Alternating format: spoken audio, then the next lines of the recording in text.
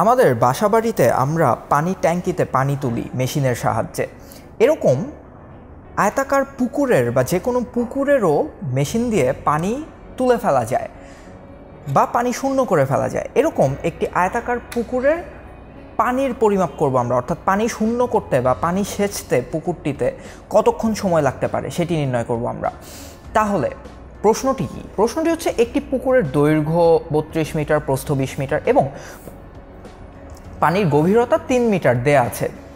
একটি মেশিন প্রতি সেকেন্ডে এত ঘনমিটার পানি সেচতে পারে, তাহলে পুকুরটি পানি শূন্য করতে কত সময় লাগবে? খুবই সহজ একটি অঙ্ক। প্রথমেই আমরা পুকুরের দৈর্ঘ্য, প্রস্থ, উচ্চতা যেহেতু দেয়া আছে, তাই পানির আয়তন বা পুকুরটির আয়তন নির্ণয় করে ফেলবো। যেমন দৈর্ঘ্য গুণ প্রস্থ গুণ উচ্চতা।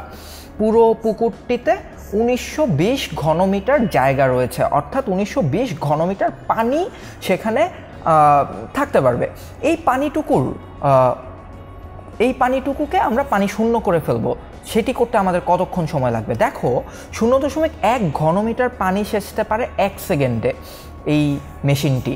তাহলে 1 ঘনমিটার পানি সেচতে পারে 1/0.1 সেকেন্ডে এবং 1920 ঘনমিটার পানি সেচতে পারে 1 গুণ 1920 ডিভাইডেড বাই 0.1 সেকেন্ডে সমান 19,200 সেকেন্ডে। এখন এটি একটি অনেক বড় সংখ্যা, এটিকে চাইলেই কিন্তু আমরা আরও ছোট করতে পারি। কিভাবে? সেকেন্ড থেকে মিনিটে যেতে পারি, মিনিট থেকে ঘন্টায় যেতে পারি। সেই কাজটি করতে হবে আমাদের। যেমন 1920কে যদি আমরা 60 দিয়ে ভাগ করি, তাহলে আমরা প্রথমে মিনিট পাবো। যেমন 320 মিনিট পেলাম। এই 320কে আবার 60 দিয়ে ভাগ করলে আমরা ঘন্টা পেয়ে যাব। অর্থাৎ এই 320কে 60 দিয়ে ভাগ করে আমরা যখন ঘন্টা পাবো, তখন দেখা যাবে এটি কিন্তু একটি পূর্ণ সংখ্যা পাওয়া যাবে না। কেননা 305 দিয়ে যদি আমরা 60কে গুণ করি, তাহলে 300 পাওয়া যাবে, আর 20 অতিরিক্ত থেকে যাবে।